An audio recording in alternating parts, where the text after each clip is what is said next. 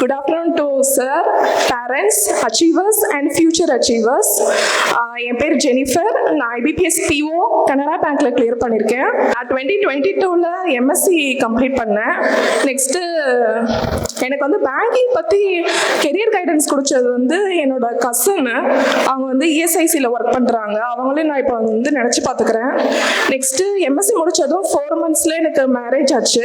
2 monthsல சுரேஷ் வந்துட்டேன். அப்புறம் அது வந்து எஸ்பி கிளர்க் பேட்சில் ஸ்டார்ட் பண்ணேன். அந்த டைம் எதுவும் கிளியர் ஆகலை. எஸ்பிஐ கிளர்க்கு எஸ்பிபிஓ கிளியர் ஆகலை. நெக்ஸ்ட்டு 2023லையும் லாஸ்ட் இயர் எல்லா ப்ரிலிம்ஸும் கிளியர் பண்ணேன். பட் எதுலேயும் மெயின்ஸு எதுவுமே கிளியர் பண்ணல. அண்ட் அகெயின் இந்த வருஷம் ஃப்ரெஷ்ஷாக ஸ்டார்ட் பண்ணலான்னு பார்த்தா கொஞ்சம் ஹெல்த் இஷ்யூஸால் என்னால் இந்த வருஷம் RRB clerk, PO, IBPS clerk 3மே எழுத முடியல. நான் ஃபர்ஸ்ட் இந்த வருஷம் எழுதுனது ஐபிபிஎஸ் பிஓ மட்டும்தான். அப்போது அது எப்படின்னா போன வருஷம் எல்லாமே மெயின்ஸ் இருக்கு அப்படின்னு ஒரு சேஃப்டிலேயே அது எப்படின்னா இது பார்த்துக்கலாம் அப்படின்னு சொல்லிட்டு நான் வந்து அப்படியே லூஸாக விட்டுட்டேன்னு நினைக்கிறேன். ஆனால் இந்த வருஷம் எப்படின்னா நமக்கு வந்து ஐபிஎஸ் பிஓ மட்டும்தான் இருக்கு, நம்ம எப்படியாச்சும் கண்டிப்பாக கிளியர் பண்ணணும் அப்படின்னு நினச்சிதான் இந்த வருஷம் ரொம்ப ஃபோர்ஸாக படித்தேன். அதுக்கப்புறம் தான் அந்த ஐடிபி, கர்நாடகா பேங்க் அதெல்லாம் லைனாக கிளியர் பண்ணேன். அப்புறம் அப்போ அந்த டைமில் நான் கிளாஸுமே ரெகுலராக வர்றதே இல்லை, கொஞ்சம் இஷ்யூஸ்னால. நான் மார்க் இன்டர்வியூ செஷனுக்காக இங்கே வந்திருந்தேன். அப்போ சுகேஷ் சார் கிளாஸில் அட்டென்ட் பண்ணிருந்தேன். ரொம்ப யூஸ்ஃபுல்லாக இருந்துச்சு. ராஜா சார் கொடுத்த கைடன்ஸ் எல்லாமே ரொம்ப யூஸ்ஃபுல்லாக இருந்துச்சு. அதான் இப்போ ரெகுலராக மார்க் டெஸ்ட் போட்டேன். வேற எதுலேயும் பர்ச்சேஸ் பண்ணி எதுவும் பண்ணலை. ஒன்லி சுரேஷ் ஆப் மட்டும்தான். அப்புறம் கரண்ட் அஃபேர்ஸ் வந்து எப்படி படித்தாலும் எனக்கு வரவே வராது. மெயின்ஸில் வந்து சிஏ கட் ஆஃப் 1ன்னா நான் 1.75. அதில் ஒன்று தப்புனாலும் நான் வந்து இப்போ இந்த இடத்துல நின்றுக்க முடியாது.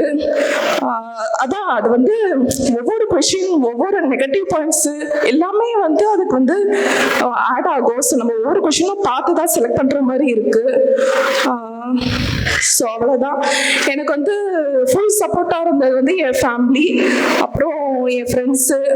மேரேஜுக்கு அப்புறம்னு பார்த்தா கண்டிப்பாக ஹஸ்பண்ட் தான். எங்கள் அப்பா எவ்வளோ சப்போர்ட் பண்ணாங்களோ அதுக்கு ஈக்குவலாக என் ஹஸ்பண்ட் ஃபேமிலி எல்லாரும் சப்போர்ட் பண்ணாங்க. அதான் என்னோட அது எப்படின்னா நம்ம சிரிக்கும் போது கூட 50 பேர் சிரிப்பாங்க, ஆனால் நம்ம அழும் போது கூட 5 பேர் தான் இருப்பாங்க. அந்த 5 பேரை நான் இன்னைக்கு கூப்பிட்டு வந்திருக்கேன்.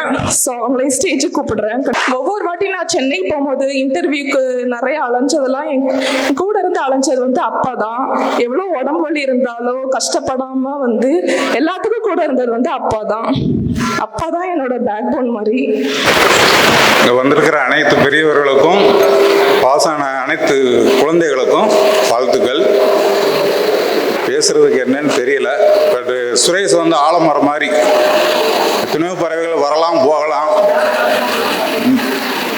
நிழல்ல தங்கிட்டு டெஸ்ட் எடுத்துட்டு போகலாம்.